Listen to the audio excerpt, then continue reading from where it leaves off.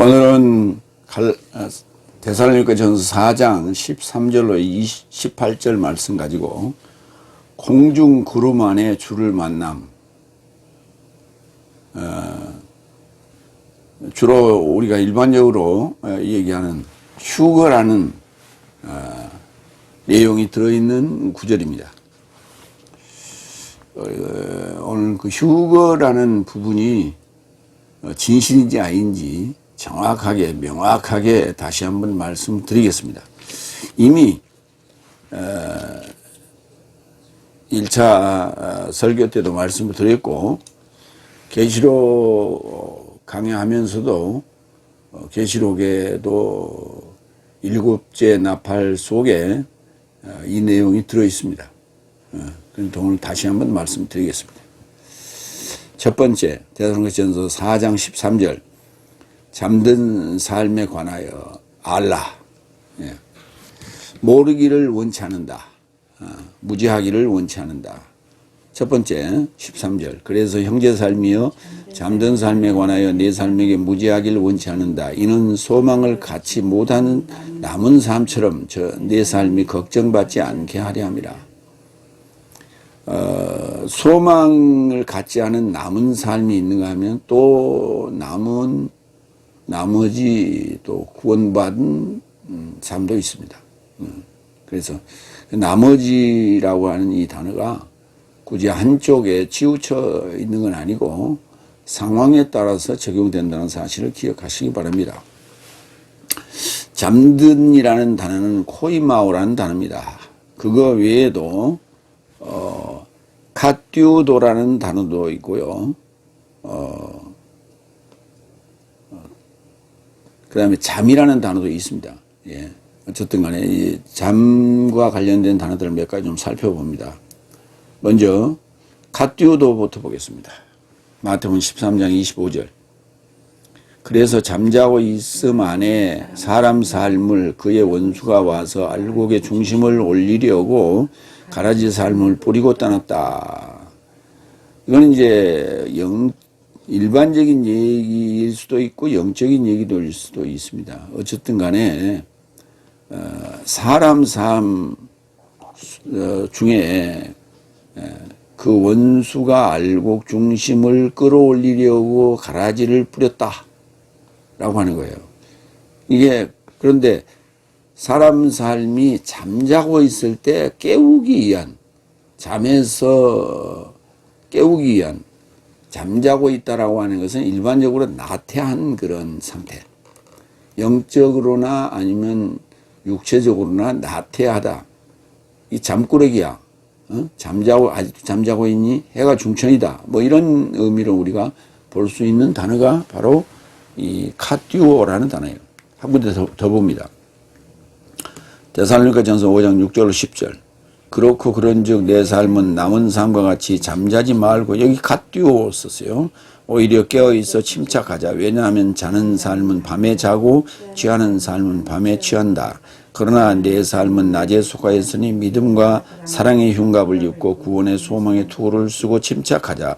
이는 하나님이 내 삶을 진노에 이르게 두지 않으시고 오히려 내 삶의 주 예수 그리스도로 인하여 구원의 수행에 이르게 두셨으니 내 삶에서 초월하여 죽으신 분에 속하여 깨어 있든지 잠자고 있든지 그와 동시에 살게 하려 합니다. 그러니까 카티오라고 하는 단어는 주로 일반적인 잠을 자는 어떤 그런 영적인 잠이 됐든 육체적인 잠이 됐든 나태한 그런 모습을 그리고 있는 것이 카티오라는 잠자다는 단어예요. 그런가 하면 이 코이마오라는 단어는 조금 다릅니다.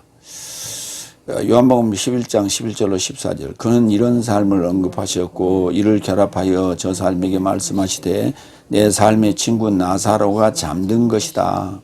우리가 이제 장례식장에 갔을 때 뭐 고이 잠드소서, 아버지 품에 잠드소서, 평안히 잠드소서, 이런 얘기를 하잖아요.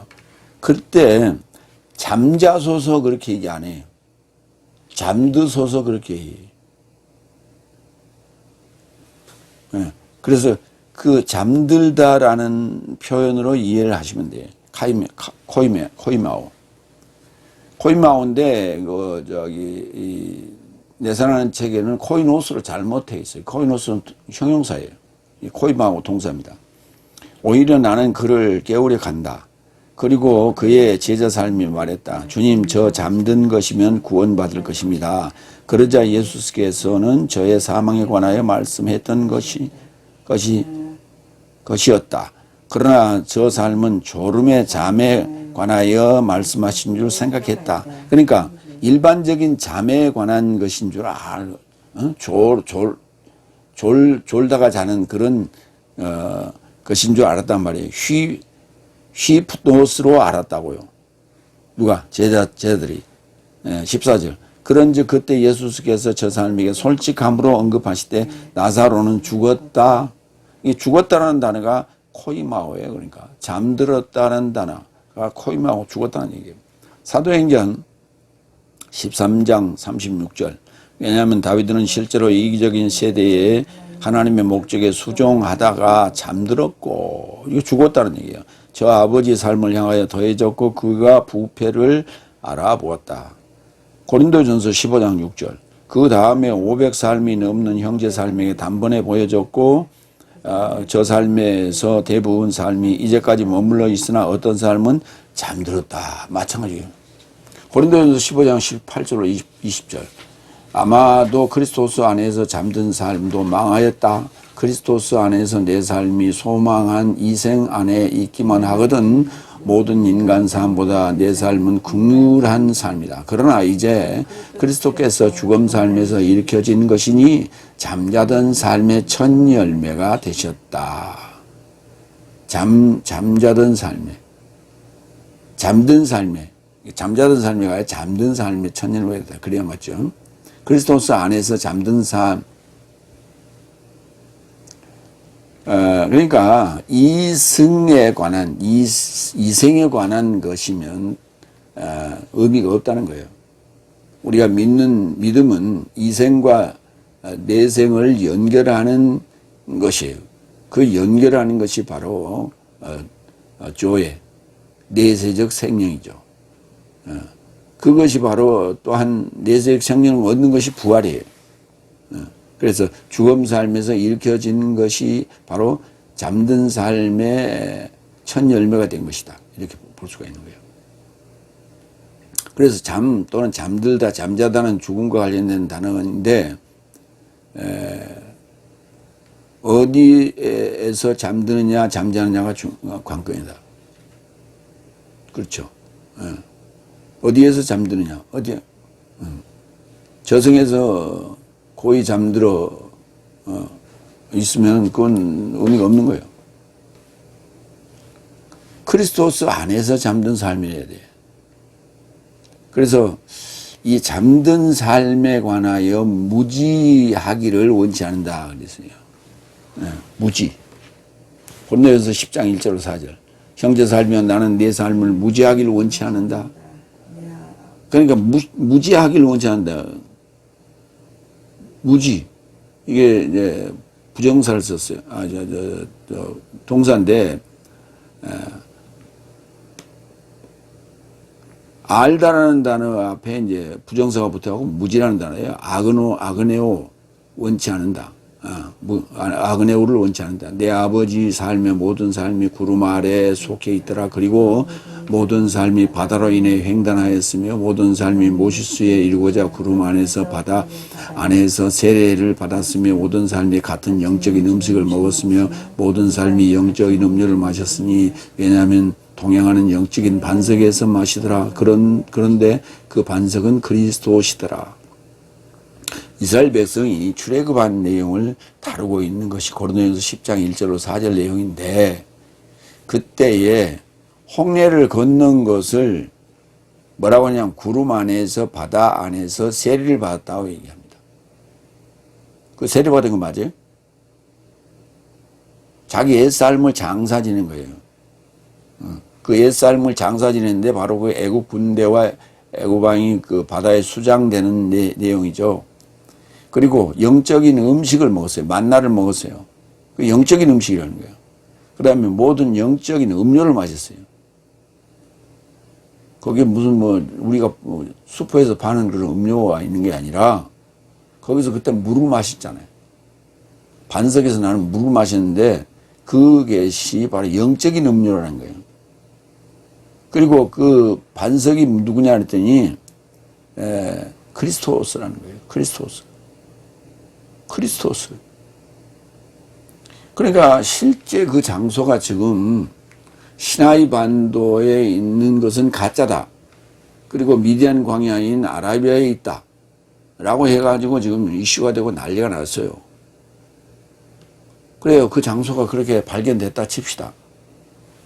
고린도전서 10장 1절로 4절에 그건 영적인 것이다라고 지금 언급을 하고 있어요. 왜? 저 난리를 칠까봐.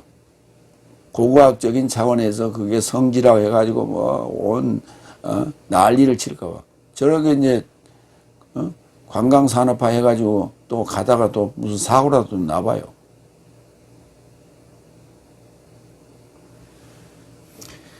이는 소망을 갖지 못한 남은 삶처럼 네 삶이 걱정되지 않게 하려 합니다.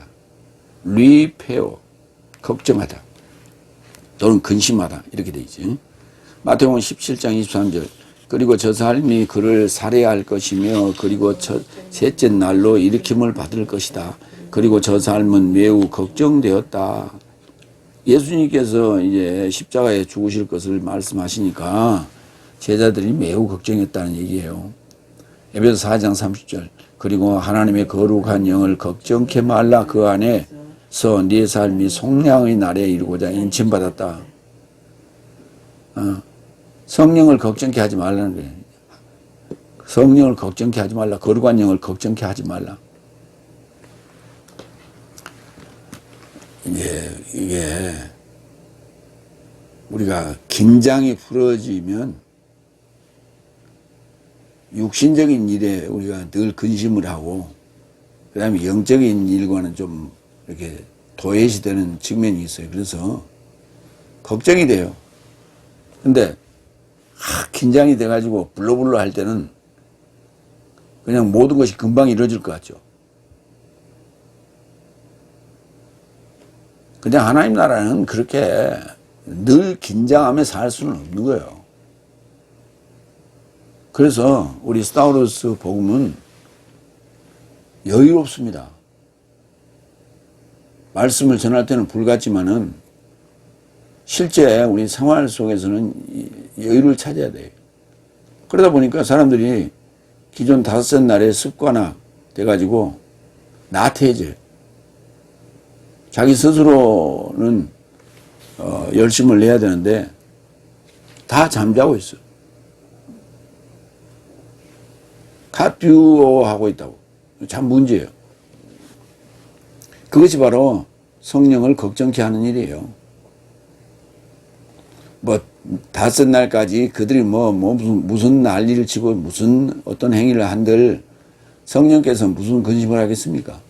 6째 날, 7째 날 들어간 사람들이 나태하거나, 말씀대로 살지 않을 때 성령께서 걱정하시죠. 그래서 우리를 향한 메시지다. 에베소 4장 30절은. 두 번째 대주로 갑니다. 데살로니가전서 4장 14절로 15절. 예수로 인하여 잠든 삶도 하나님이 저와 함께 인도하실 것이다. 자, 이제 여기서부터 시작이 됩니다. 두 번째. 왜냐하면 내 삶이 예수께서 죽으시고 일어서신 것을 믿거든 이와 같이 예수로 인하여 잠든 삶도 하나님이 저와 함께 인도하실 것이다. 그러니까 예수의 부활과 동시에 일어나는 일이 뭐냐면 그리스도스 안에서 다시 말해서 예수로 인하여 잠든 삶도 그 말은 무슨 말이냐면 신약에 지금 이야기를 하는 게 아니에요. 아까 고린도전서 10장 1절로 4절에서 얘기했듯이 출애굽할 때에 벌써 크리스토스, 영적으로는 크리스토스라고 반석이. 그리고 그들이 나올 때 출애굽할 때 뭘 먹었습니까? 희생양을 먹었잖아요. 그 희생양이 계시록에 7인 얘기를 할 때 7인을 떼는 일곱 인을 떼는 이가 누구예요? 희생양이 떼잖아요. 희생양이 떼는 거예요. 그러니까 이미 나와 동행하고 있었던 거예요. 그 인을 치는 것도 희생양이 함께 하고 있었고, 인을 떼는 것도 희생양이 떼는데 그 과정 속에 함께 하고 계셨던 거예요. 언제부터? 넷째 날부터. 셋째 날 믿음이 들어가고 그 믿음의 후손들에게 넷째 날 출애굽할 때 희생양이 들어와요. 그래서 거기 함께 존재하고 있었던 거예요. 그러나 그 다섯째 날까지, 넷째 날 다섯째 날까지 우리 신앙생활을 하는 과정 속에서는 가짜 하나님이 우리를 지배했고 행세했다고요. 그걸 우리는 진짜 하나님이라고 착각을 하고 있던 거예요. 지금 다섯째 날에 속한 모든 목회자들이 다 자기가 섬기는 하나님이 진짜 하나님이라고 착각하는 거예요. 그런데 왜 무속인들하고 같이 어울리며 무속을 배격하지 않는가 하는 거예요. 무속인들은 전부 잡아 죽이라고 그랬잖아요. 근데 왜 배격하지 않고 김건희하고 거기 그 수하들하고 거기에 전부 다 거기에 같이 부안이동하고 같이 손 들고 박수 치고 꿍짝꿍짝 거리냐고. 그러면서 무슨 놈은 그 하나님이야? 김건희가 섬기는 그 무속의 그 신이 저기들 하나님하고 같다는 얘기예요. 그걸 인정하고 있는 거예요, 지금 현상이. 지금 현재 다섯째 날에 속한 목회자들 중에 누가 하나 제대로 지금 말하는 사람 누가 있어? 언론이 이제 다 카트를 시키지만은, 그러나 페이스북이나 유튜브나 이런데 녹화해서 떠다니기라도 해야 될 거 아니에요. 전혀 없어요. 왜? 겁나서 못해, 겁나서. 잡아가서 압수수색 할까봐. 그게 무슨 놈의, 목사들이에요. 그 하나님 섬기는 자들이. 전부 가짜들이에요.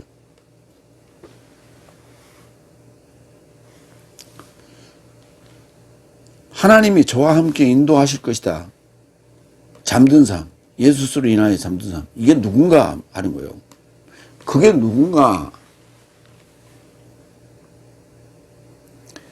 왜냐하면 내 삶이 예수께서 죽으시고 일어서신 것을 믿거든. 그래서요. 믿음의 핵심은 이거예요. 부활이요. 근데 부활만이 아니에요. 우리가 믿어야 되는 믿음은 세 가지가 있어요. 요거 부활이라고 하는 것은 두 번째예요.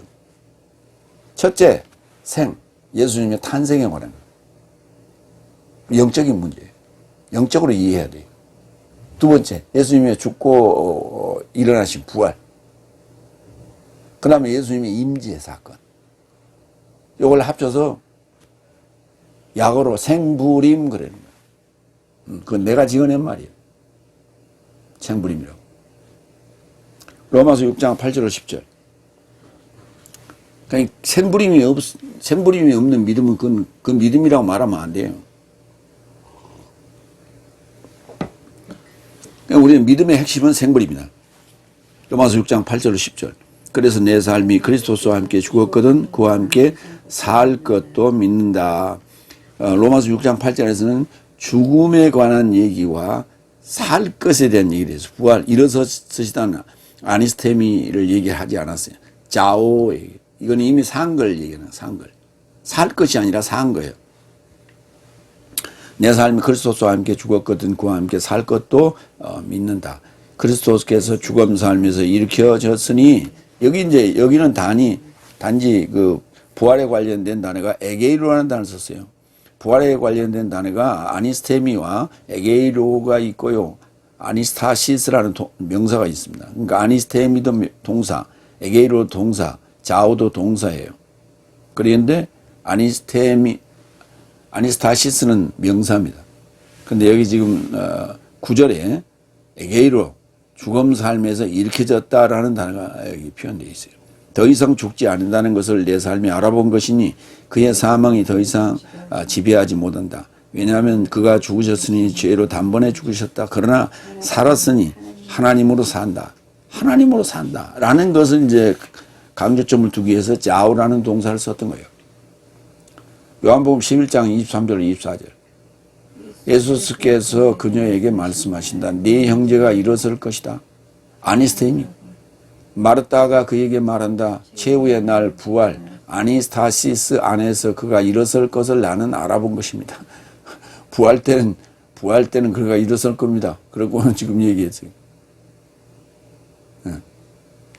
그 나사로 얘기가 지금 계속 나오는 거죠. 이와 같이 예수로 인하여 잠든 사람도 하나님이 저와 함께 인도할 것이다. 그러니까 나사로도 예수로 인하여 잠든 사람 중에 한 사람이에요. 그렇기 때문에 반드시 아니스템이 할 거라고요. 아니스타시스가 아니라 아니스템이 할 거라고요. 히브리서 11장 35절로 38절. 여자가 그 삶의 죽음 삶을 부활로서 받았으며 또 어떤 삶은 더 나은 부활에 도달하고 석방을 환영하지 않고 악형을 받았으니 또 다른 삶은 조롱과 채찍질의 시험을 받았으며 아직 결박과 옥의 시험이 있었으니 저 삶은 돌로 맞았고 톱질당했고 시험 받았고 칼에 살해 안에서 죽었고 양과 염소 가죽 안에서 돌아다니며 궁핍해지고 압박당하고 학대받았으니 이런 삶은 세상이 합당치 않다 하여서 광야와 산중과 토굴과 도굴 아래 방황하게 되었다. 이게 바로 예수로 인하여 잠든 사람들이에요. 그게 이제 히브리서 11장의 믿음의 장로 삶이에요. 거기에 전부 다 언급했어요. 몰아냈어요. 그러니까 이들이 바로 예수로 인하여 잠들어 있는 삶이에요. 그러니까 성경에 언급하고 있어요. 구약에서부터 신약 사도행전까지. 그 이후에도 이제 발생합니다만, 예. 거기에 이제 중요 인물들이 이제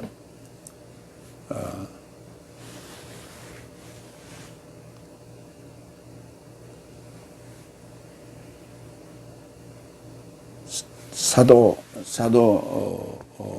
스테판이 있고요. 그 다음에 누굽니까? 그 제일 먼저 순교했던 사도. 아이고.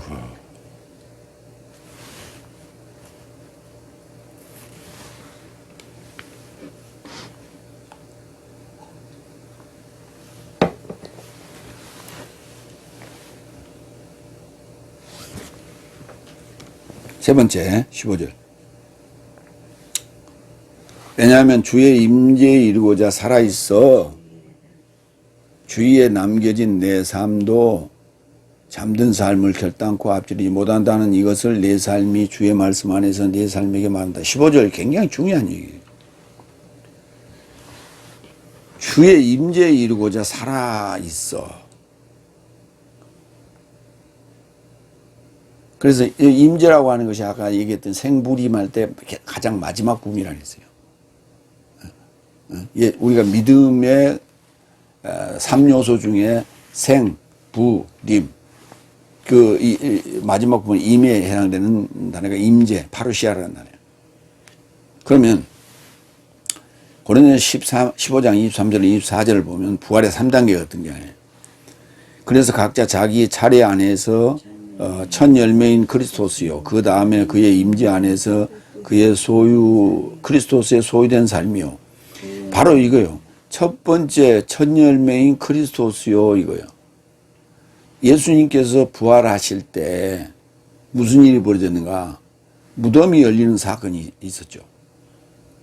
무덤이 열리는 사건이 있어요. 그때 그 무덤이 열리는 사건이 바로 예수로 인하여 그리스도스 안에서 잠든 삶이 일어나는 사건이에요. 그것을 영적으로 보여줬던 거예요. 그게 지금 오늘 지금 데살로니가전서 4장 15절을 풀 때 그리스도스 안에서 잠든 삶이 먼저 일어난다고 하는 것을 지금 그때 실증적으로 보여주고 있는 거예요. 그러면 그들이 누구냐 하면 바로 히브리서 11장에 나오는 믿음의 그 선진들이라고 일반적으로 얘기하는 믿음의 장로 삶이에요. 그러니까 그런데 그게 어디서 일어나느냐 하는 거예요. 역사적으로 일어나느냐 아니라니까. 내 안에서 일어나는 거예요. 내 안에서 일곱째 나팔을 내가 일곱째 나팔을 들었을 때 연통으로 연결된 믿음이 나에게 오잖아요. 응? 연결된 소식으로 아벨서부터 예수님까지 연결된 소식으로 온다고. 그때 아까도 얘기했지만 우리 기도할 때 얘기했지만 구약에는 두 줄기의 하나님이 역사하신다고. 하나는 진짜 하나님, 하나는 가짜 하나님. 진짜 하나님 누구를 통해서? 예언자들을 통해서, 순교자들을 통해서, 믿음의 장로 삶을 통해서 가느다란 맥락이 유지되어 오는 거예요, 이게. 그들이 바로 그리스도스 안에서 잠든 삶이 되는 거예요. 그런데 그 잠들어 있는 그 내용이 나의 믿음에 연결된 소식으로 딱 연결될 때, 응? 믿음으로 이렇게 연결될 때, 다시 말해서 누워있던 구약 성경이 나에게 믿음이 온 그 순간에 이렇게 팍 쓴다고 이렇게. 그래서 내 얘기가 되는 거예요. 나의 이야기가 돼. 나의 이야기가 돼. 이게 무슨 얘기냐? 바로 마태복음 1장의 족보의 얘기와 같은 거예요. 이렇게 쓰는 거예요. 이게 연결된 소식으로 연결될 때 무슨 일이 벌어지냐면 엿새 나팔이 끝나고 일곱째 나팔이 부러질 때에 무슨 일이 벌어져요? 예수님께서 죽으시고 부활하시고 일곱째 날에 들어가게 되는 거예요. 그때 그 믿음의 장로 삶이 그리스도스 안에서 잠든 삶인데 이 장로 삶이 첫 열매와 함께 일어난다고. 이 얘기예요. 이 일어났을 때 나는 완전한 연통이 되는 거예요. 에판겔리아가 연결된 소식이 되는 거예요. 남의 얘기가 아니라 구약 얘기가 아니라 옛날 얘기가 아니라. 그리고 내 삶은 잠든 삶을 결단코 앞지르지 못한다. 어? 임재에 이르고자 살아있어 주위에 남겨진 내 삶.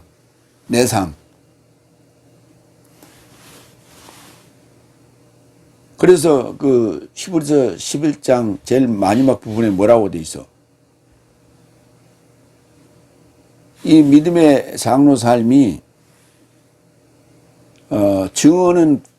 증거는 받았으나 연통은 받지 못했다고 그랬잖아요. 그러니까 그 연통은 내 삶에게 더 중요한 어떤 것을 보여준 거 그건 봤어. 그러니까 내 삶으로 인하여 저 삶이 함께 살아나기 위한 그 방편으로 이렇게 만들어 놓은 거예요. 그래서 저들에게는 연통을 주지 않았고 내 삶에게만 연통을 주시는데 바로 그 엿새 나팔이에요. 엿새 나팔. 엿새 나팔을 내가 들었을 때 구약이 그게 내 삶이었구나 라고 믿어질 때 그때 예수님의 십자가 죽음과 부활이 온다고. 그런 다음에 뭐가 와? 파루시아 오순절 성령이 임한단 말이에요. 그래서 생부림이 완성되는 거예요. 그래서 첫 번째 첫 열매인 그리스도스 이 상황에 그 잠든 삶이 함께 일어나는 거예요. 그 다음에는 뭐예요? 임재라고 그랬잖아요. 생각하는 얘기는 지금 빠졌잖아요. 부활이기 때문에. 그 후에는 완성이다. 그게 3단계예요. 첫 열매, 그 다음에 파루시아, 그 다음에 텔로스. 이렇게 돼 있단 말이에요. 이게 부활의 3단계예요. 그러니까 그때 이제 나의 완성이 되는 것이고, 저가 하나님 나라, 저가 나라를 하나님 아버지에게 넘기는 순간, 저가 모든 머리와 모든 권세와 능력을 폐기하는 순간이다. 이때 이제 사탄도 이제 폐기되는 것이죠. 사탄의 임무가 이때 끝나는 거예요. 그러니까 사탄은 나를 텔로스 만들기 위한 하나의 부속품이에요. 조연출에 불과하단 말이에요. 조연에 불과하단 말이에요. 근데 조연이 다섯 살까지는 주연 역할을 하고 있는 거예요. 근데 그것을 알아차리는 순간 나는 구약이 나의 연결된 소식으로 들어온다고. 이것이 믿음이에요. 이것이. 그때 무슨 일이 벌어지냐. 예수님께서 십자가에 죽으시고 부활하는 사건이 있는데 그때 첫 열매로 예수님이 나타나면서 그리스도스 안에서 잠든 삶이 다 일어나는 거예요.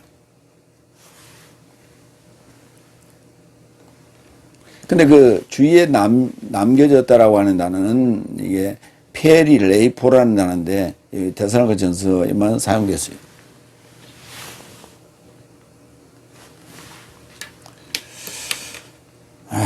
그래서 이 잠든 삶을 결단코 앞질이 뭐 그렇죠. 순수상으로 보면 첫 열매 그리스도스가 먼저니까 그 다음에 파루시아니까 그 첫 열매인 그리스도스가 먼저 그때 잠든 삶이 일어난다고요. 그러니까 다음에 파루시아에 소유된 삶이 되는 이때가 이제 나의 순서가 되는 거야. 그렇기 때문에 주위에 남겨진 내 삶이 결단코 앞지르지 못하죠. 그리고 이제 내가 이제 함께 더불어 탈루스가 되는 것이죠. 그러니까 성경은 참 복잡하고도 오묘합니다. 이것을 깨닫고 이해하는 것이 바로 믿음이에요. 그게. 믿음이라고 하는 건 다른 게 아니에요. 쉽게 설명하면 깨달음이다 라고 하는 거예요. 나의 고정관념을 버리면 깨달음이 와요. 그래서 부자 청년에게 예수님께서 네가 가진 모든 것을 다 팔아서 가난한 사람에게 나눠줘라. 네가 가지고 있을 게 아니야. 가난한 사람들한테 줘. 그러면 하늘의 보화가 너에게 임할 것이다. 뭐가? 연통, 깨달음이 온다고요.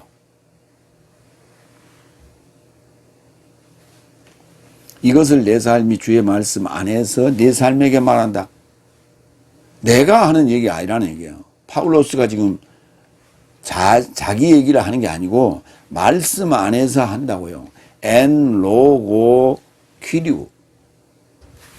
신약성경에 자주 등장할 것 같아요. 주의 말씀 안에서라는 단어가 많이 등장할 것 같은데 딱 한 번 등장했습니다. 그리고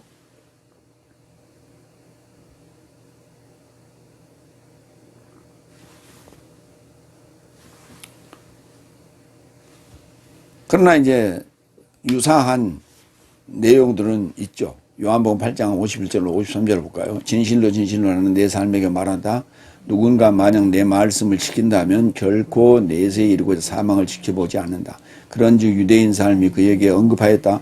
내 삶은 당신이 귀신을 가진 것을 이제 안 것이다. 아브라함도 예언자 사람도 죽었는데 당신은 말한다. 누군가 만약 내 말씀을 지킨다면 내세에 이르고자 결코 사망이 보여주지 않는다. 당신이 내 삶의 아버지 아브라함보다 큽니까? 저는 죽지 않았더냐? 예언자 사람도 죽었는데 당신 자신을 누구라 하는가? 이제 예수님과 이제 유대인들과의 대화죠. 그러니까 아브라함도 죽었고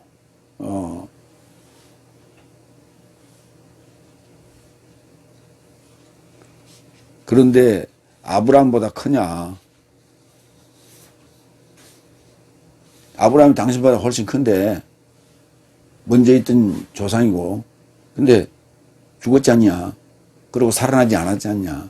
근데 당신이 뭐 살아난다고 그 얘기를 하느냐? 부활에 관한 얘기를 하냐? 안 믿었어요. 그런데 예수님이 뭐라 그랬어요? 내 말 믿어라. 그러면 내세에 이르고자 결코 죽지 않는다. 내세에 이르고자 결코 죽지 않나요? 우리가 현세와 내세를 구분할 때 죽음이라는 것을 기점으로 해서 내세에 들어간다고 그러잖아요. 그래서 죽었을 때 내세, 우리 동양에서는 이제 한국 같은 데는 이제 북망산천 같다, 극락 같다, 뭐 저세상 같다 이렇게 표현하잖아요. 그게 바로 내세예요. 그런데 부활이 되면 부활된 상태에서 들어가면 부활했다는 얘기는 무슨 말이냐면 부활했다는 얘기는 내세에 들어가다는 말이에요. 지금 현세에서 몸이 있지만 여기에서 부활했다면 그는 내세를 살고 있는 거예요. 다시 말해서 내세를 땡겨서 살고 있는 거예요. 그러면 이미 현세는 다 사는 거예요, 그 사람은. 그렇기 때문에 성경은 뭐라고 하냐면 그 나를 감해줬다. 이렇게 얘기하고 있는 거예요. 환난의 나를 감해줬다. 이렇게 얘기해요. 마태복음 24장에 나온 얘기예요. 그러니까 이처럼 파울로스는 요한복음 8장 51절 53절 말씀 안에서 지금 지키고 말하고 있는 거예요. 그런데 주의 말씀 안에서라는 이 표현이 딱 한 번 나왔다니까. 참 놀라운 얘기 아니에요.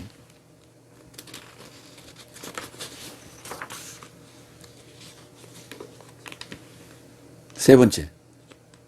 대사로니가전서 4장 16절로 18절. 핵심은 여기죠. 이런 말씀 삶 안에서 서로 삶을 위로하라.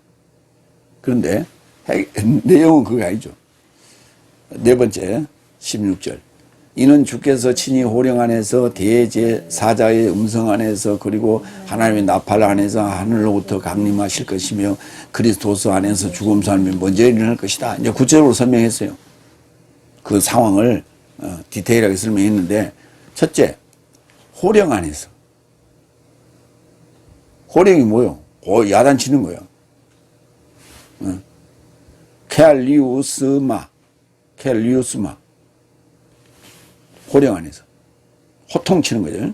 그 다음에, 아르칸겔로스.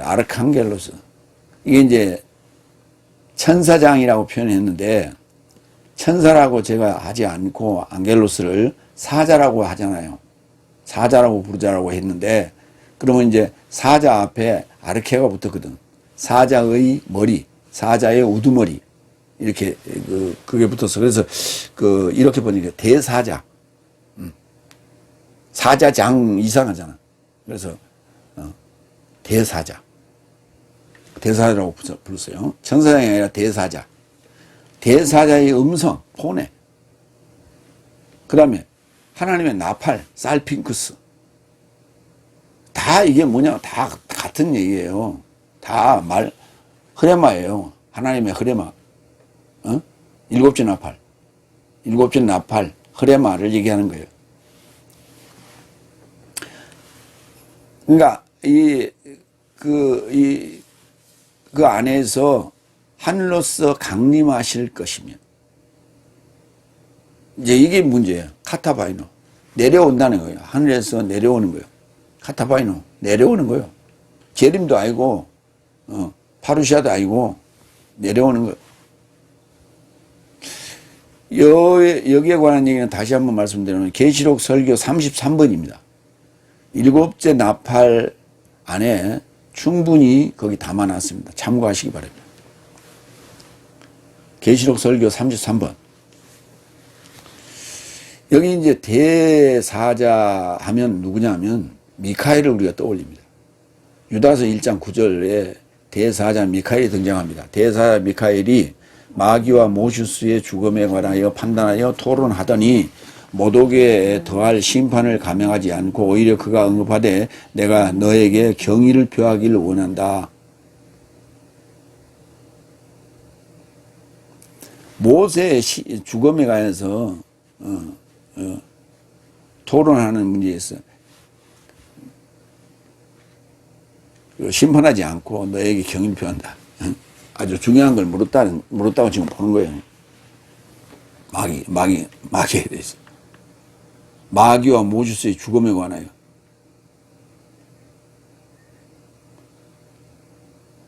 미카엘이란 말이 무슨 말이냐면 히브리어예요. 미카엘. 누가. 카 같은가. 엘 하나님과 같은가. 이런 뜻이에요. 엘 하나님. 카 같은가. 누가. 누가 하나님과 같은가. 미카엘이 딱 나타나면 거기에 이렇게 맞박에 써 있어. 누가 하나님과 같은가 이렇게 써 있어. 미카엘 이렇게.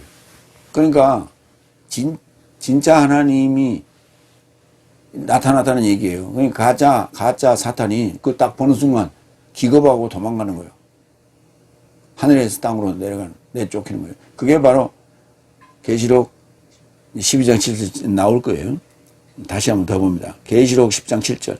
오히려 일곱째 사자의 음성의 날 안에서 나팔 불자는 때에 하나님의 비밀이 자신의 종 예언자 삶에게 복음 전하신 것 같이 완성될 것이다. 여기 완성된다는 단어가 텔로스예요. 아까 부활의 3단계 세 번째가 텔로스였죠. 나팔 불자, 일곱째 사자가 음성으로 나팔 부는 거예요. 음성으로 나팔 부는 거예요. 음성의 날 안에서 나팔 분자한다는 얘기가 음성 나팔이에요. 그러면 뭐가 완성된다고요? 하나님의 비밀이 완성된다고요. 그러니까 일곱째 나팔을 듣지 못하면 백날 신앙생활 해봐야 말짱 도루묵이라는 얘기예요. 계시록 11장 15절. 그리고 일곱째 사자가 나팔을 불었다. 11장에서 부릅니다. 그러자 하늘 안에서 큰 음성 삶이 발생하여 말하되 세상의 나라 삶이 내 삶의 주와 그의 크리스토스 나라 삶이 되었으니 또한 그가 현세에 속한 내세 삶에 이르고자 통치하실 것이다. 일곱째 나팔이 은혜예요. 현세 삶에 속한 내세 삶에 이르고자 통치하실 것이다.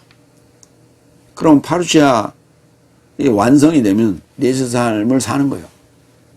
계시록 12장 7절 9절 볼까요? 대사자 미카엘 얘기가 등장합니다. 그리고 하늘 안에 전쟁이 발생하였는데 미카엘과 그의 사자 삶이 용에 역행하여 싸웠고 용과 그의 사자 삶도 싸웠으나 저 삶이 이기지 못하여 더 이상 하늘 안에서 저 삶의 장소가 발견되지 않았다. 그리고 큰 용이 내던져졌다. 본래 뱀 마귀 초청된 자와 사타나스 거주지 전체를 미혹하는 자 그가 땅에 이르고자 내던져졌고 그의 사자 삶도 더불어 그와 더불어 내던져졌다. 하늘에 왜 미카엘이 나타나서 대사자 미카엘이 나타나서 사탄과 싸움을 일으켰냐라고 하는 거예요. 이게 바로 지금 일곱째 나팔이 부러진 상황에서 일어나는 거예요. 11장에서 일곱째 나팔이 부러졌고 12장에서 이 사건이 벌어지는 거예요. 그러니까 일곱째 나팔이 안 부러지면 미카엘이 나타나지 않아요. 그러면 하늘에 왜 하늘에 언제 용이 승천을 해가지고 올라갔느냐 말이에요. 우리 동양 사상으로 보면 용이 승천해서 올라가야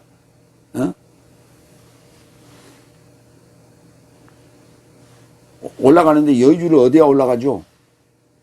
근데 이 용은 이미 올라가 있어요.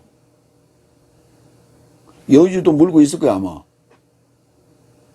근데 내쫓겼어. 이게 뭐냐? 이미 창세기 1장 1절에 하늘과 땅이 창조될 때에 이미 얘는 그 하늘에 있었어요. 무슨 천사장이 무슨 천사가 타락을 해갖고 사탄이 됐다고? 그런 개떡 같은 소리가 어디가 있어? 성경을 보는 거야, 안 보는 거야? 그건 전부 성경, 히브리어와 헬라어와 전혀 무관한 얘기예요. 왜냐? 하늘에 두 이름이 있었다니까. 그게 샤마임이요. 쌍수 하늘이라고, 쌍수 하늘, 샤마임. 그것이 계시록 12장 7절, 8절, 9절에서 미카엘이 용과 사탄과 싸워서 이김으로 말미암아 쌍수 하늘이 단수 하늘이 되는 거예요. 그래서 바로 하나님의 뜻이 하늘에서 이룬 것 같이가 되는 거예요, 이게. 응? 그래서 그 용이 땅으로 내어 쫓겼죠. 땅에서도 이루어지다 그랬어요. 땅에서도 땅은 원래 단수거든. 그런데 사탄이 내어 쫓겨서 땅을 어지럽히니까 땅에 있는 사탄을 잡아서 무지개에 집어넣으세요. 그러면 하늘에서도 단수, 땅에서도 단수. 그러면 새 하늘과 새 땅이 될 수 있는 조건이 완성된 거예요. 그게 바로 하나님의 뜻이에요. 뭔지도 모르고 무슨 계속 하나님의 뜻대로 되기를 원합니다. 중얼중얼 맨날 밤새 해봐. 그게 기도해봐. 무엇이 이루어지는가. 계시록 14장 1절 2절. 지금 계시록이 연결됩니다. 그리고 내가 알아보았다. 내가 알아보았고 보니 희생양과 그와 함께 144천 삶이 시온산을 접해 섰는데, 아니 희생양이 벌써 지금 내려왔어요. 뭐 하려고? 요 사탄 잡으러. 저 삶의 이마 삶에 접해 기록된 희생양의 이름과 그의 아버지의 이름을 가진다. 그리고 나는 하늘에서 나는 음성을 들었는데 많은 물 삶의 음성 같고도 큰 천둥의 음성 같은데 저 삶의 수금 안에서 타는 수금 삶의 음성으로 나는 들었다. 그러니까 보세요. 희생양과 그와 함께 144천이 시온산에 접해 섰다고요. 그 희생양이 어디서 내려온 거예요? 하늘에서 내려온 거 아니에요. 근데 뭐 이걸 144천을 14만 4천이라고? 그게 신천지에 있어? 땅에 있냐고. 하늘에서 내려온 거라니까. 하늘에서 144천이 내려왔어. 그래서 지금 시온산에 서 있는 거예요.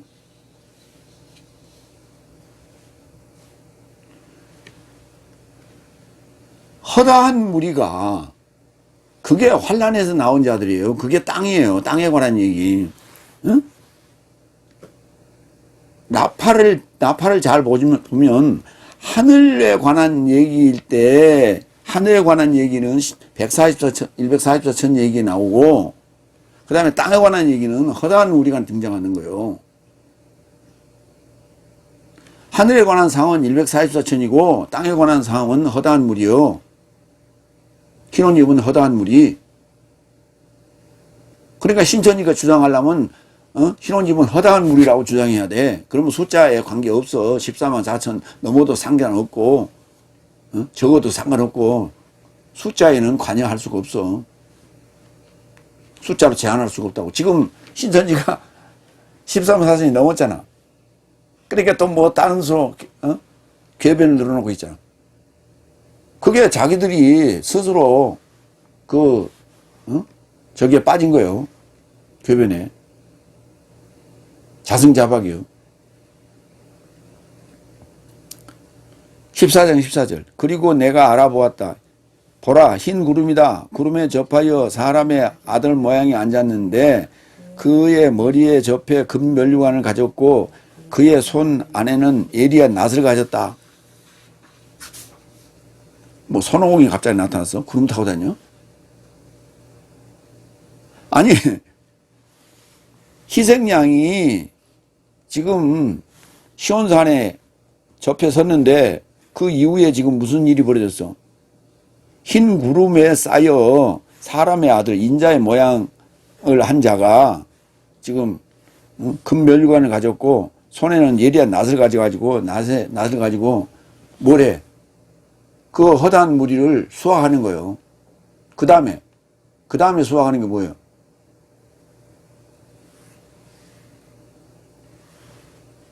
포도송이를 수확을 해갖고 그 포도틀에 집어넣고 밟아버리잖아.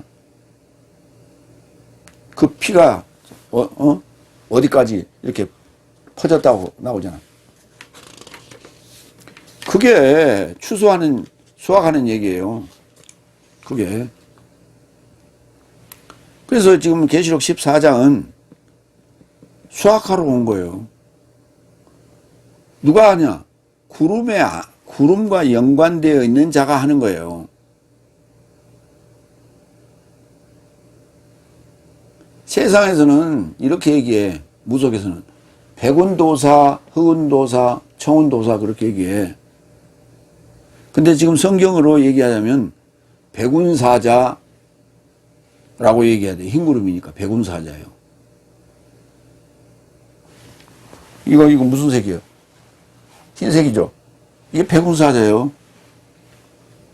알라가 모르겠어. 무슨 말이니.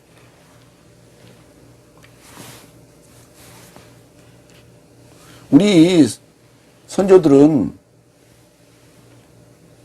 그림을 그릴 때 보세요. 저 족자에 보면 흰 옷 입고 흰 수염 이렇게 늘어뜨리고 이렇게 지팡이 들고 딱 섰는데 그게 누구예요? 신선 아니에요.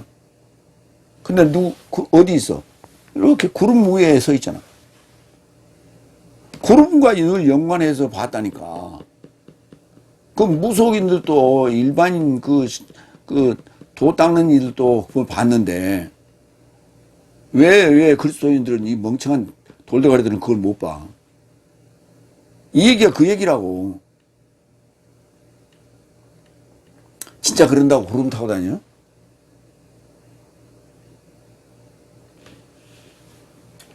그러니까 우리가 구름은 이런 얘기예요. 청운의 푸른 꿈을 안고 상경했다. 이렇게 했잖아. 아는 유학했다. 유학길에 올랐다. 백운이라고 하는 말은 무슨 말이에요? 나이 먹었다, 장로다 이 말이에요. 흑운이라는 말은 무슨 말이에요? 아주 드센 나쁜 그런 검은 세력을 얘기하고 있는 거고 조폭 같은 그런 세력. 그 다음에 청운이란 말은 무슨 말이에요? 젊은 친구들을 얘기할 때 청운이란 말을 쓰잖아. 그러니까 이건 백운이란 말이에요. 백운. 흰 구름이다. 흰 구름에 앉아 인자. 그러니까 우리 모두가 다 일곱째 날 나팔을 불 수 있는 뭐가 돼야 돼? 백운 사자가 돼야 돼. 도사가 아니라 백운 사자. 그러니까 도사에서 사자로 발전하려면 도가도 비상도 정도는 알고 있어야 돼. 도가 되려면 도는 항상 머물러 있으면 안 된다. 도가도 비상도. 명가명 귀상명. 무명이 유명이 되려면 이름은 항상 머물러 있으면 안 된다고. 천지의 첫 번째 이 도는 천지의 시작이고 두 번째 이름과 두 번째 도는 만물의 어머니라고. 모든 걸 다 품고 있는 그런 인자한 어머니의 상이. 그 정도는 알고, 그러니까 도인들이라고 하는 친구들이 그것도 아직 못 풀고 있어. 그것도 아직 못 풀고 있어. 근데 무슨 도사가 돼? 그러니까 사자가 되려면 도가도 비상도나 정도는 알아야 돼. 내가 그래서 내가 풀어준 거 아니야. 근데 그거 알기를 우습게 알아. 그 성경 얘기라니까. 쟤들이 살짝 유사하게 갖다 쓰고 있는 거예요. 근데 무슨 말인지 몰라. 고린도전서 15장 52절까지. 형제 살면 내가 이것을 단언한다. 혈과 육체는 하나님의 나라를 상속하니 불가능하다. 썩은 것은 불멸을 상속하지도 못한다. 보라, 나는 네 삶의 비밀을 말한다. 내 모든 삶이 잠잘 것이 아니오. 순간 안에서, 눈 깜박 안에서, 최후 나팔 안에서, 여기 나오잖아. 최후 나팔, 일곱째 나팔. 내 삶이 달라지게 될 것이다. 이게 달라졌잖아. 왜냐하면 그가 나팔 불 것이니 죽음 삶도 썩지 않고 일으켜질 것이요 내 삶도 달라지게 될 것이다. 자, 이 상황이 지금 히브리서 11장 39절로 40절까지 연결됩니다. 이 모든 삶은 믿음으로 인하여 증언받았어도 연통을 대받지 못하였으니 내 삶이 없이는 저 삶이 완전하게 되지 못하게 하려고 내 삶에 관하여 하나님이 더 나은 어떤 것을 미리 보여주신 거예요. 그러니까 아벨도 아브람도 모세도 솔로몬도 다윗도 다 뭘 봤어요? 내 삶, 일곱째 날에 내 삶을 본 거예요. 여섯째 날에 나타날 예수 그리스도와 일곱째 날에 들어갈 완성될 내 삶을 본 거예요. 그리고 그들은 증언만 하고, 증언은 받고 증언하고, 그리고 연통을 못 받고 죽었어. 그런데 그들이 바로 크리스토스 안에서 잠자고 있는 거예요, 지금. 그 잠자면서 계속해서 지금, 우리에게 외치고 있는 거예요. 성경 안에서. 우리는 죽은 성경을 가지고, 이게 죽은 성경이에요. 죽은 성경을 가지고 이 죽은 성경을 살려내야 돼. 내가 살아야 이 성경의 전체가 사는 거야. 이게 여기 지금 잠자고 있는 삶이, 그래 다윗도 잠자고 있다, 아브라함 잠자고 있다, 그런 얘기 지금 나오는 얘기예요. 그 잠자고 있는 삶이 살아나는 거예요. 나로 인하여. 그러니까 데살로니가전서의 핵심은 4장인데 굉장히 중요한 얘기를 하고 있는 거예요. 근데 이걸 전부 곡해해가지고 무슨 휴거라고 뭐 삥까삥까하고 난리치고 있는 거예요.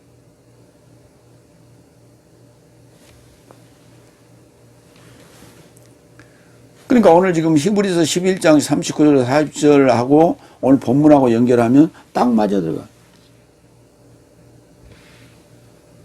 5번째 17절. 그 다음에 살아있어 주위에 남겨진 내 삶도 저 삶과 함께. 여기 바로 그 내 삶이 바로 이게 바로 내 삶에 관하여 히브리서 11장 40절의 얘기예요.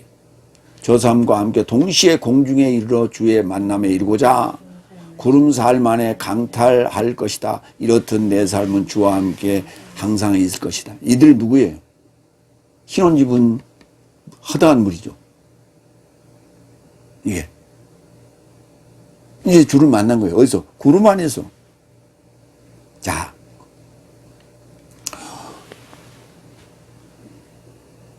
아까 시온산에 지금 희생양과 144천이 서 있었죠. 그 144천이 뭐예요? 구름이라니까. 거기에 나도 같이 들어가는 거예요. 한 무리가 되는 거야, 한 무리가.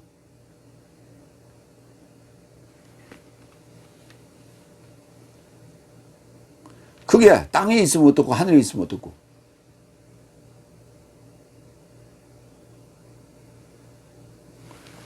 그 144천하고 허다한 무리하고 이제 하나가 되는 거예요.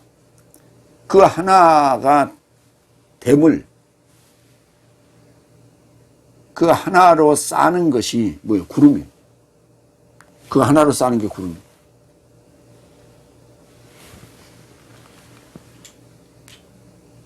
자, 이제 거기까지 이제 이게 하늘에 공중에 이르러 그랬거든. 그러니까 하늘에 올라간 것 같죠. 예. 그래서 주의 만남, 구름 안에서 주의 만남이 그러니까 구름 안에 강탈되어서 주를 만난 거예요. 그들이 지금 바로 내 삶이 허다한 무리예요. 흰옷 입은 허다한 무리예요. 계시록 1장 9절. 그리고 이런 삶을, 그 상황을 보자고요. 그리고 이런 삶을 언급하시고 저 보는 삶에서 올리워지자 저 보는 삶으로부터 구름이 저를 수용하더라. 예수님이 하늘로 승천하실 때도 구름이 가렸어요. 그리고 예수님이 오셔서 수학하실 때도 구름 타고 오셨어요. 그 표현이 여러 가지 표현이 나와요. 구름 타고 메타, 에피, 그 다음에 엔 안에 이 세 가지로 표현하고 있어요. 그 하정 다 구름과 관계하여 그 말이에요. 구름에 관계하여 에피든 메타든 엔이든 이렇게 구름과 관계하여 오신다는 얘기는 아까 얘기했던 뭐예요? 백운사자의 얘기예요. 백운사자. 백운사자가 나타났다는 얘기는 수학이다 말이에요. 수학대다. 이미 텔로스를 위한 수학대 거두기 위해서 오시는 거예요. 그래서 낫을 들고 나타나는 거예요. 네. 근데 예수님이 하늘로 올라가실 때도 마찬가지로 구름이 등장하고, 그 다음에 예수님이 아까 내려와서 수학할 때도 구름이 등장했어요. 계시록 14장 14절로 16절. 그리고 내가 알아보았다. 저가 흰 구름이다. 구름에 접하여 사람의 아들 모양이 앉았는데 그 머리에 접해 금멸유관을 가졌고 그의 손 안에는 예리한 낫을 가졌다. 그리고 유성한 사자가 성전에서 나와서 구름에 접해 앉은 자에게 큰 음성 안에서 외치되 당신의 낫을 보내어 거두라. 이는 땅에 거둘 것이 이르게 되어 마르게 되어 거둘 시점이 당신에게 이르렀습니다. 이 얘기는 이제 요한복음 4장에서도 언급하죠. 밭이 휘어져 추수할 때가 되었다. 이런 얘기 나오죠. 16절. 그러므로 구름의 접에 앉으시니가 땅의 접에 그의 낫을 던졌다. 그리고 땅이 거두어졌다. 이 수확하는 거예요, 이제. 이렇듯 내 삶은 주와 함께 항상 있을 것이다.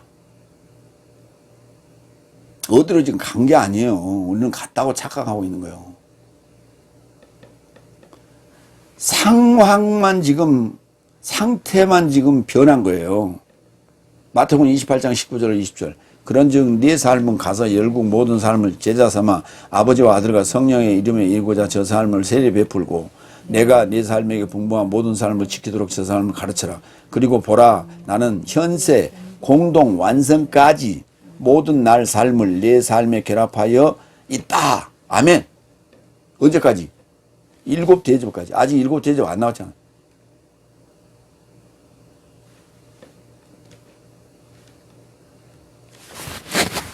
아버지와 아들과 성령의 이름에 이루고자예요. 이루고자 세례를 베푸는 거지. 이름에 권위로 세례를 베푸는 거 아니요. 그러니까 해쳐먹는 거예요. 그냥 권위로.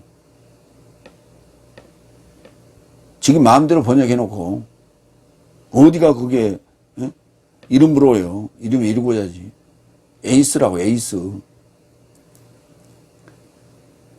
GPT에 챗봇 GPT에 내가 요거 갖다 얘기했더니 이미 잘못된 번역으로 얘기를 하더라고. 그래서 다시 내가 제대로 된 번역으로 집어넣었어. 그랬더니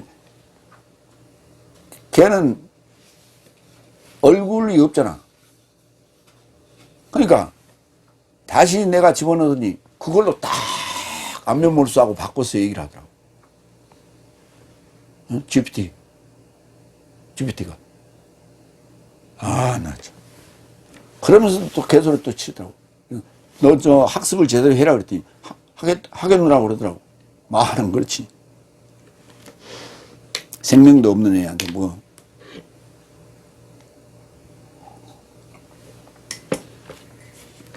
그러니까 챗봇 GPT가 AI가 할 수 있는 거는 뭐냐면 성경은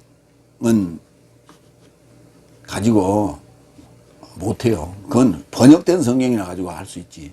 왜? 이미 데이터가 들어가 있으니까. 그리고 법전, 율법전서나 율법, 법률 이런 판결할 수는 있어. 그러니까 앞으로 AI가 지금 발전하고 챗봇 4 오메가가 이게 발전해서 우리 그 생활 속에 오면 가장 좋은 게 뭐냐면 판결하는데, 판사가 판결하는데 가장 좋아. 그러면 AI야 판사를 없애버린 게 아니라 판사하고 같이 하는 거예요. 그래서 판결문이 검사가 수만 페이지를 갖다 주잖아. 그 판사가 어느새 그걸 다 읽어. 어느 세월에. 그러니까 AI 보고 읽으라고 딱, 야, 요약해서 결론 내려. 딱 나오면. 그럼 바로바로 판결 들어갈 수 있어. 그러니까 앞으로 판결이 굉장히 빨라져.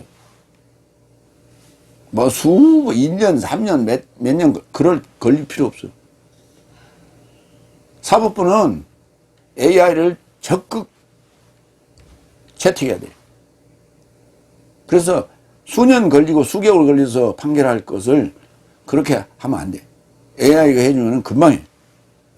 뭐 수백만 페이지를 갖다 줘봐. 순식간에 읽으네. 그리고 결론 딱 내려 요약해서 나와. 그래서 더 이상 충원할 필요도 없고 현재 인원 그대로 계속하고 정상적인 퇴직 인원만 보충하면 돼. 공수처? 저 인원 가지고 충분해. AI 도입하면. 뭐 인원이 부족해서 뭐 우리는 못하면 그 필요 없어요. 다 변명이. 그런데 자 이렇듯 내 삶은 주와 항상 함께 있을 것이다 라고 하는 얘기가 굉장히 중요한 얘기예요. 계시록 21장 1절 2절 볼까요? 이게 이제 거의 결말이에요. 그런데 그리고 내가 새하늘과 새 땅을 알아보았다. 이게 다 완성된 거 아니에요. 새하늘과 새 땅이면. 그런데 알아보았는데, 왜냐하면 첫째 하늘과 첫째 땅이 사라졌고 바다도 더 이상 있지 않더라. 이제 상황 설명하는 거예요. 그리고 나 요한네스는 그녀의 뭐를 새하늘과 새 땅인 새 예루살렘 성의 을 보고 지금 얘기하는 거예요. 그녀의 남자에게 단장되어진 신부같이 예비된 채 하늘에서 하나님께로부터 내려오는 거룩한 성 새 예루살렘을 알아보았다. 아니 하늘에 가서 살아야지. 왜 이게 다 완성됐는데 신부가 완성됐는데 왜 내려와 하늘에서? 그럼 어디로 내려왔다는 얘기예요? 하늘에서 내려왔는데. 근데 땅에 내려왔다는 얘기가 없어. 거기는. 자, 그런데 계시록 21장 10절을 볼까요? 그리고 그가 성령 안에서 나를 크고 높은 산에 접하여 데려갔다. 아까 14장에서 144천과 희생양이 함께 서 있는 것도 시온산이었어요.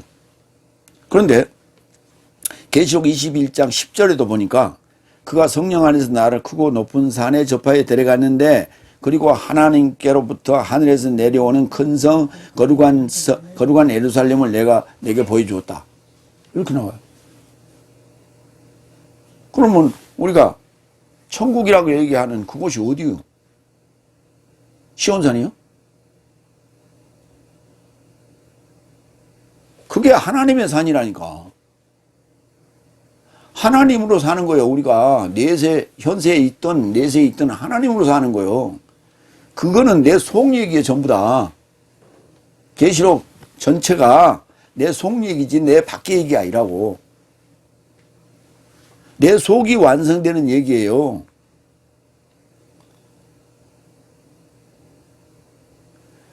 내 속에 하늘도 있고 땅도 있고 새하늘도 있고 새 땅도 있고 시온산도 있고 내 속 얘기를 하는 것이지 내가 갔다 왔다 이런 얘기가 아니라니까. 예수님께서 하늘로 승천하신 것도 내 속에서 승천하셨어. 하늘로.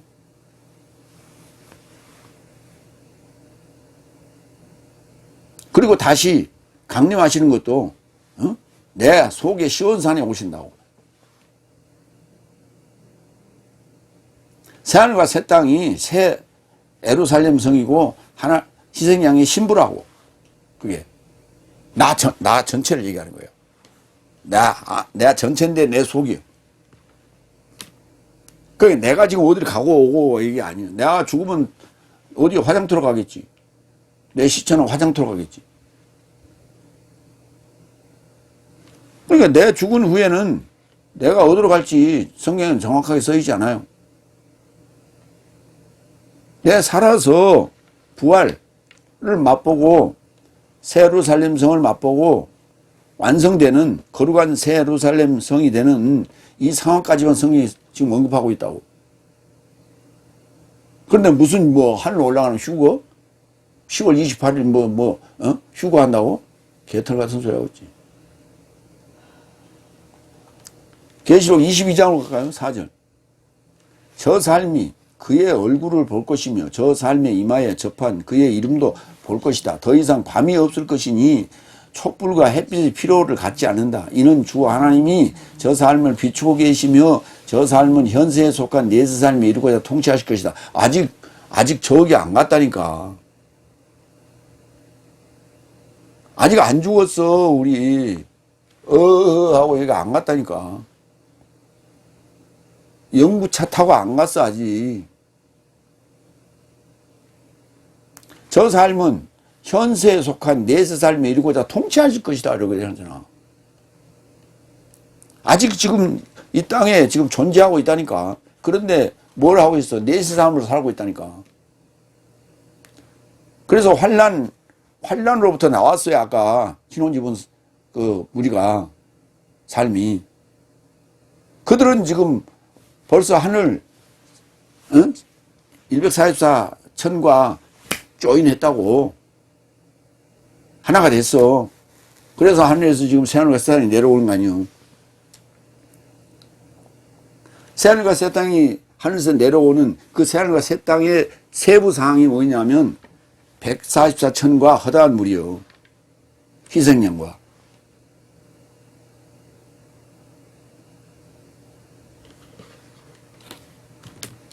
그들이 이제 더 이상 뭐가 없어. 밤이 없고, 밤이 없다는 얘기는 환란이 없다고 말이요.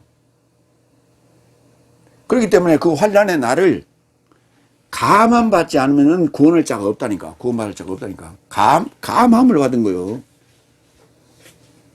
탕감을 받은 거라니까. 그래서 이미 내세 삶을 땡겨서 살고 있는 거예요, 지금. 우리는.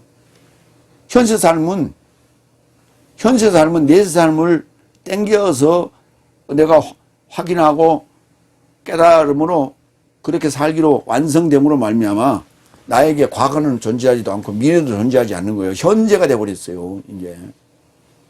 현재가 된 사람에게 촛불도 햇빛도 필요 없다고 얘기하는 거예요. 왜? 하나님이 비추고 있다.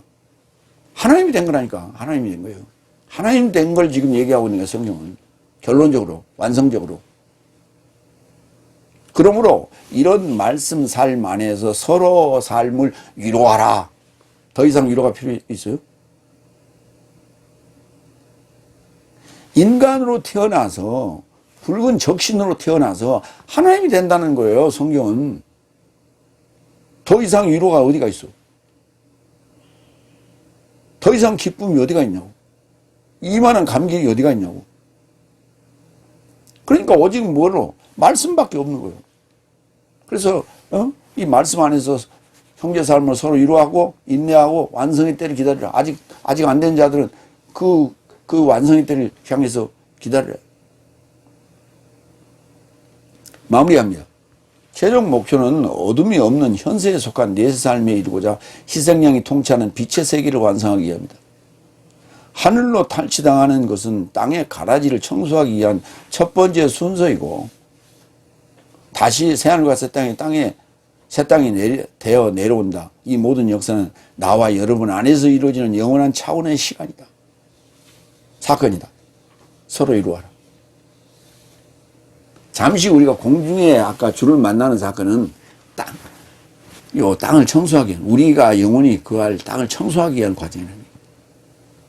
가라지를 잡아서 불 속에 집어넣기 위한 가라지, 무정에 집어넣기 위한 과정.